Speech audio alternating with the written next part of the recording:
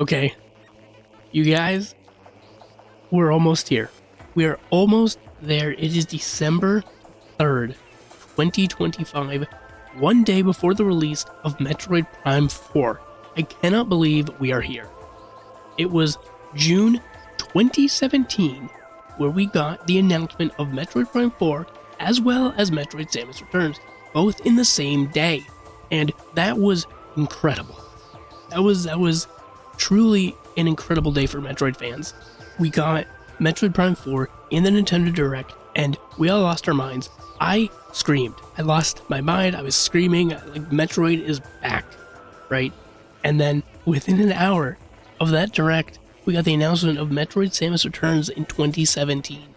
And it came out 3 months later, in September. Some people would say, oh, well, it's a remake, right? But no.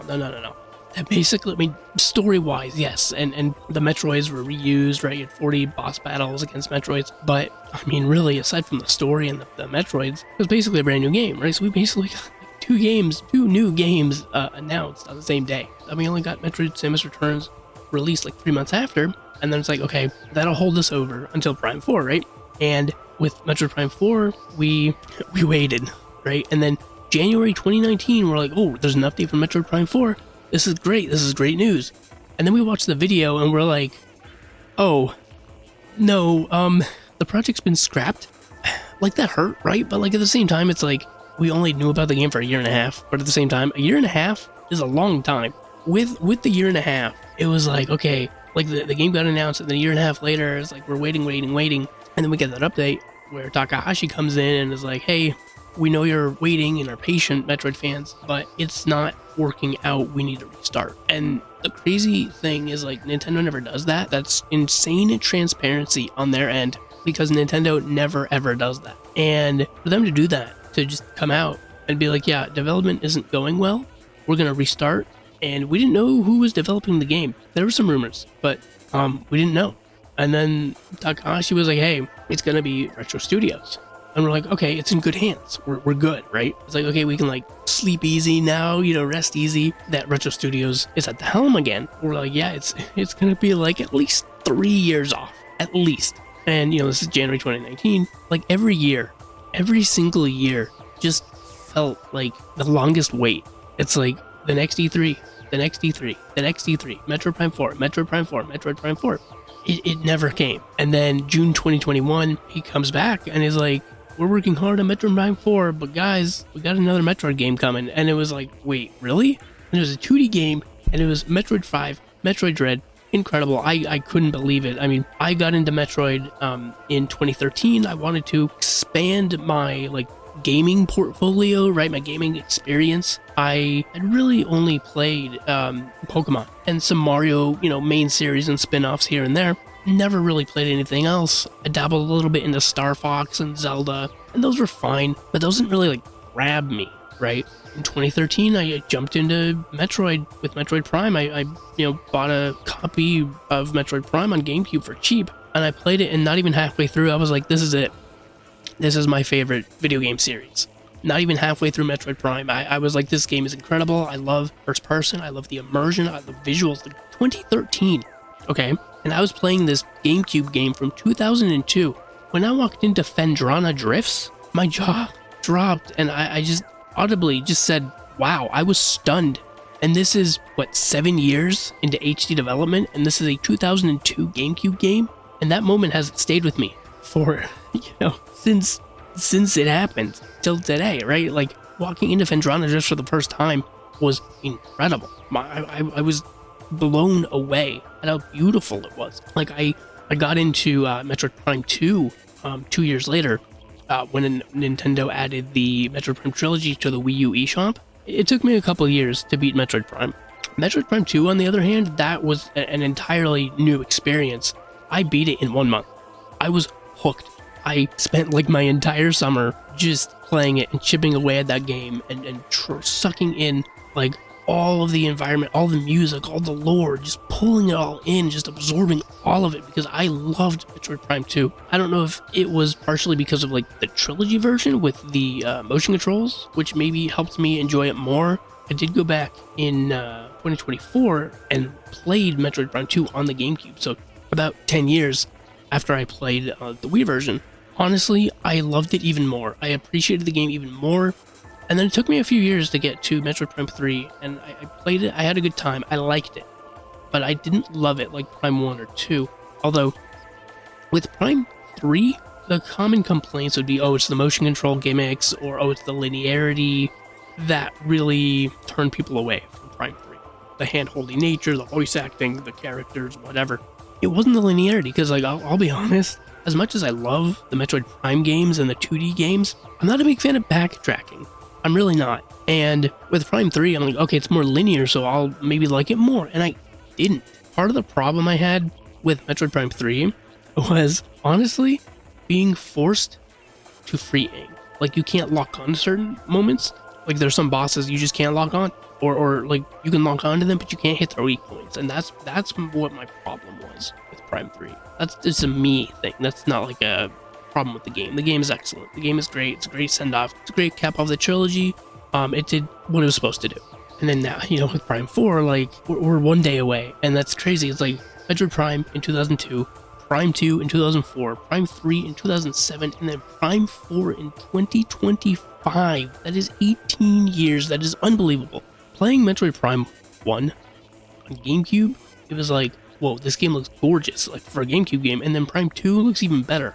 And then Prime 3 was a Wii game, it looks even better than that. And then Prime 4 is on the Switch, it looks beautiful. And then on the Switch 2, it looks absolutely gorgeous. I mean, it's one of the best looking games I've ever seen. And I know some people would be like, oh, well, there's this game and this game and this game. Yes, artistically, it is gorgeous. It is beautiful.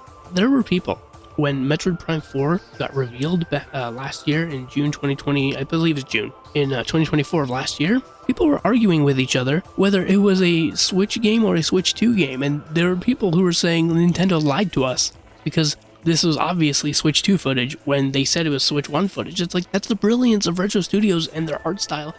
It shows, again, Retro Studios and just the power that they have when it comes to nailing an art style and getting everything they possibly can out of a system. The Nintendo Switch is an 8-year-old tablet, outdated hardware, and then Retro Studios comes out and makes like one of the best looking games Nintendo's ever made, like just out of any Nintendo series ever. And it is incredible.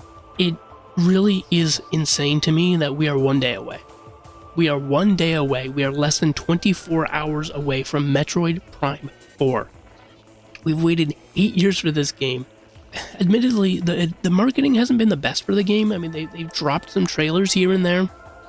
Some would be like hit or miss. Some are good trailers, some are not good trailers. Some people thought the reveal wasn't very good last year. I thought it was fine because it showed you exactly what it was. It showed you the art style, and it showed you that, yes, this is a Metroid game. There's scanning, there's Morphball, and there's exploration. And then we had like the reveal with Silex at the end, and he looks really cool. That first trailer had to be simple. It had to show the point, get the point across that this is Metroid. The trailers after that, definitely hit or miss. I want to see them really just like squeeze as much out of the psychic powers as possible. I mean, I'm sure a lot of people have this where it's like, oh, here's this really cool idea, but it's only half-baked. It's only a half-hearted attempt at doing this, and I really hope that they can squeeze as much of the psychic powers as possible without feeling it gimmicky. The music, I've only heard a couple tracks. The lush overworld forest theme, it sounds gorgeous. I cried the first time I heard it, and it's just such a beautiful piece. And I believe there was another piece of music added in one of the more recent trailers, and that sounds incredible. Again, like, we are here. I can't believe that we are a day away from Metroid Prime 4. It's been 8 years, and so much time and effort has been poured into this game from, Kensuke Tanabe and Retro Studios and all the developers that they've brought on for this project to be like the best it can be. I love Samus's red suit. I really like the idea of Viola, a motorcycle riding through the desert. Sure, cool, why not? Try something new. It looks interesting, it looks fun. Really looking forward to it. And I mean, it's Metroid Prime 4, a game we've waited for 8 years, 2017 to 2025. We're finally here.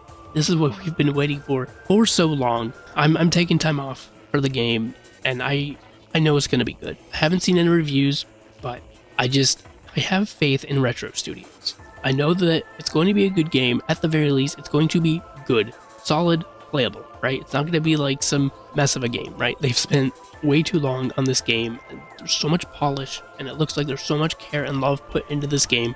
Really looking forward to the story, really looking forward to how everything unfolds with Samus and Sylux, and how their rivalry unfolds in this game, and the music especially. I'm gonna be having my headphones on probably like the whole time, or at least blasting the music as loud as possible. Metroid music is some of my favorite, not only video game music, but some of my favorite music just ever. I love like the real alien feel to it. You get the cool like Choza Ruins music, you get the really peaceful frigate underwater theme, the Torvus Bog music. Oh, just there's so much good music in Metroid. From what we've heard so far, the music's going to be incredible. Again, this wait has been so long, but it'll be worth it.